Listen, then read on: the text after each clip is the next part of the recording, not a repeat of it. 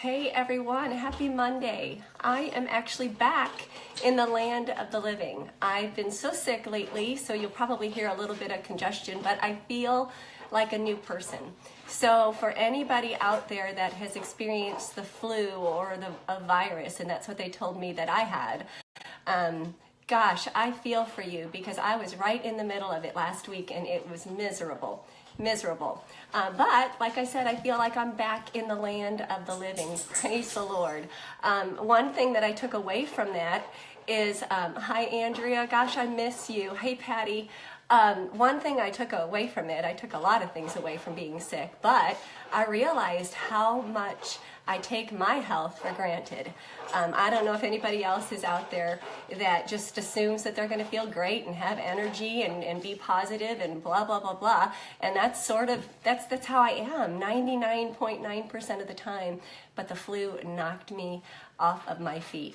So that's where this video is kind of going because I am such a sensitive person to things around me, and I don't know, I just sort of learn from things all the time, or maybe it's the teacher in me, who knows. But as I was laying on my recliner for like 9 days, just sort of in my misery and watching life happen around me, I felt like I was this fish in this fish bowl, watching people be positive and just go through life. And I was an observer, and I was sort of getting down because that's not me. I am just a go. Grass is greener, glass half full, lemonade out of lemons, all kinds of things. So anyway, that's where this video leads me to talk about something. So, I was starting to focus so much on the negative that I was missing all the really great things that were happening. And don't get me wrong, I mean, when you're sick, and you're just going to, it's a license to not just be on your game. So I'm not saying that, but I learned a lesson. So I want to do a little experiment with you and see if you can learn from what I learned by this little experiment. So as soon as I'm done talking here, I'm going to ask you to do something wherever you're at. If you are in your office, if you're in your kitchen, if you're at your work, or if you're in your vehicle at the car wash, wherever you are, as soon as I'm done talking, I'm going to ask you to look around you and pick some things out. And, maybe we'll do it for 10 seconds, 20 seconds. But I want to see if you can pick up on what I'm trying to throw your way today. So when I'm done talking, I want you to look around you and pick out start naming off all of the things that are red around you right now for 10 seconds, 12 seconds. And I'm going to do the same thing. I'm in my office, so I'm looking at all the things that are red. I'm not going to say them out loud because I don't want to throw you off, but look at all the things in your circle that are red. What are the things that are red? Okay, just a few more seconds. There should be lots of things that are red. Lots of things. I'm seeing lots of things that are red. Okay, all right. So you probably, hi Nikki, hi Julie, you probably picked out a lot of things that were red. I know I did.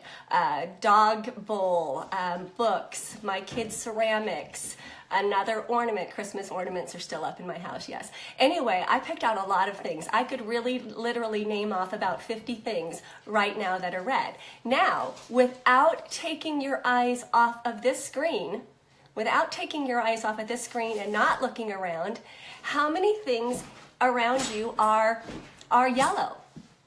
Can you name the same amount of yellow things as you named as red? I'm thinking right now without looking around, and I can't.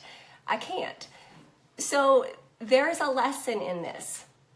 When you looked around at the red things, your focus was on red. When I didn't tell you to focus on yellow, so my point being that your focus, whatever you're focused on, becomes your reality.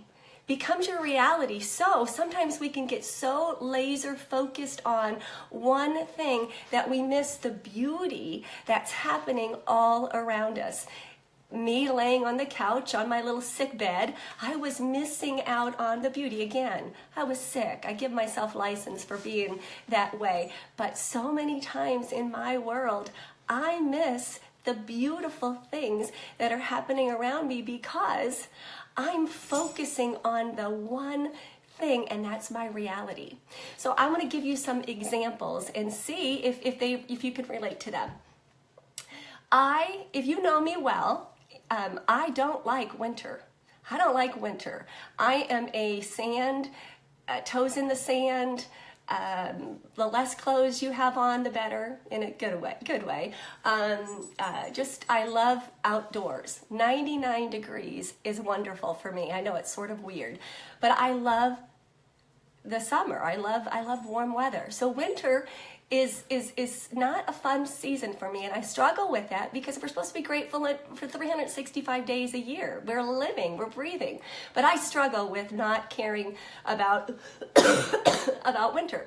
So you know what happens though? I focus on the dead trees, the brown grass, the dirt that is the ground that's as hard as a rock because it's frozen. I just focus on the drab. Ugh. But you know what? Because I've been thinking about this, what I focus on becomes my reality. I'm missing the fact that, you know what, where I live, there's a lot more deer that are out roaming around. I don't know why, they are. I have a couple of cardinals that will come to my bird feeder because, not a lot of people feed their birds in the winter. Maybe they do, but not in my area. So I've got these cardinals, hey Ellen, that come to my feeder a lot, and they're beautiful. Sometimes just stepping out in the brisk, cold air really sort of takes your breath away and it almost enlivens you. Is that a word?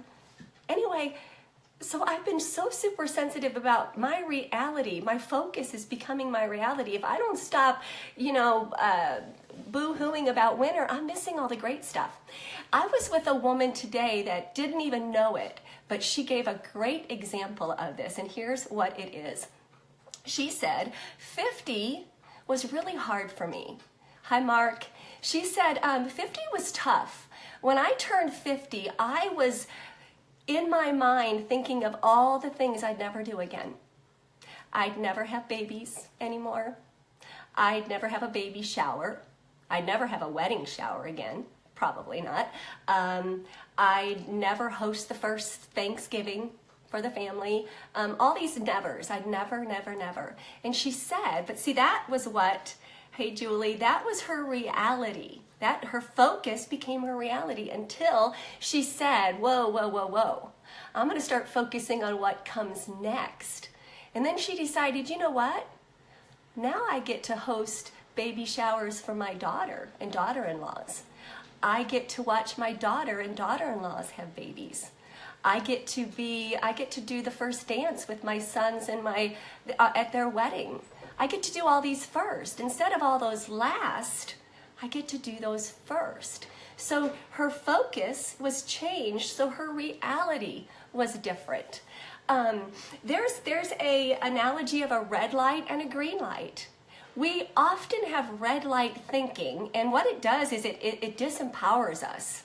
We think of all the bad things. I can't do this. This is going to happen if I do this. I can't talk to that person because I haven't talked to them in so long. They're going to think it's weird that I'm contacting them out of the blue.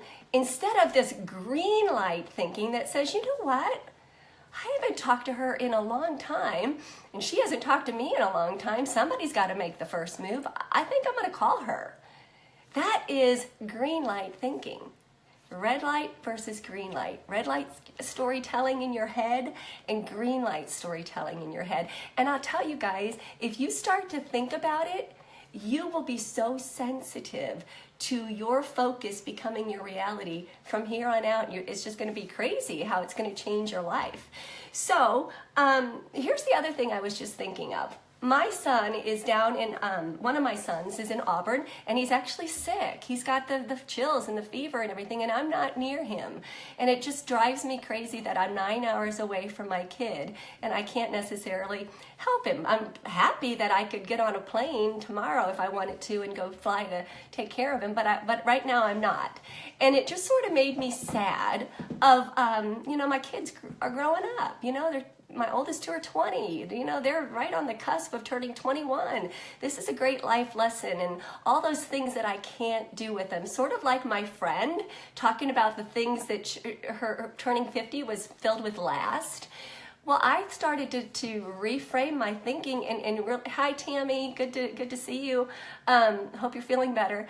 But I started to go, okay, whoa, you're gonna have some green light thinking here. The story you're gonna tell is, you know what?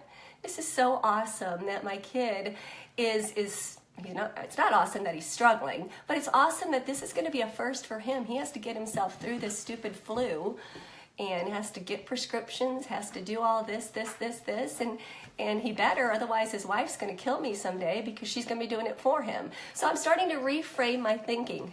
Who agrees with me on there? So my challenge to you guys is to focus. Your focus is going to become your reality. So if you got any value out of this, or if you've got the January blah like I tend to do, and you needed to just hear this because your focus is becoming your reality and you're starting to realize you're starting to turn negative or you're being negative about things, then share this with somebody. Not because I want you to share something that I said with somebody else. I'm not that kind of person, but here's the deal. This life is supposed to be made up of random acts, not even random, acts of kindness and paying it forward. Because there's a lot of junk in this world, right? There's a lot of junk. I mean, open the newspaper, turn on the news, and I mean, it just makes you want to cry sometimes. But if we all linked arms and we did kind things, and maybe this video, maybe this message is something that would be kind for someone you know, or maybe you needed it, then share it. Share it. I do videos all the time, so you can head to my website where I do blogs, lynnschrader.com. I do them all the time because I love to write. So that's my message. Choose your focus because that's going to become your reality. And the last thing I want to do, I want to give a little plug for this t-shirt. See this? It says ESPWA. ESPWA. ESPWA means hope in Haiti, in Haitian. I've been to Haiti 2 times.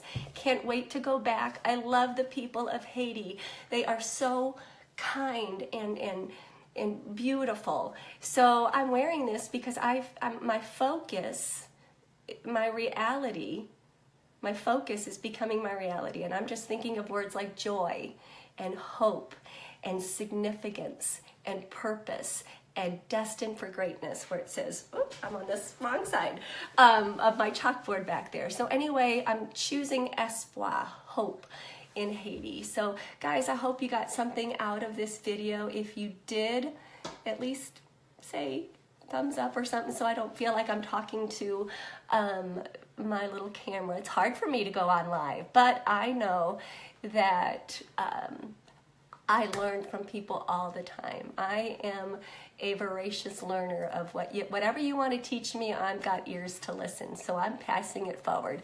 Nikki, it was great to see you today. You guys have a great Monday. Feel so good that I'm in the land of the living. If you are a prayer, I'd appreciate prayers for my son down in Auburn. I know he's at the doctor right now, and just hoping that his fever and chills go away. So guys, have a great afternoon. Share this video if you want to, or tag somebody in the comment section if you think they need to hear it. I know I did. I had a wake-up call. All right, bye guys. Thanks for tuning in.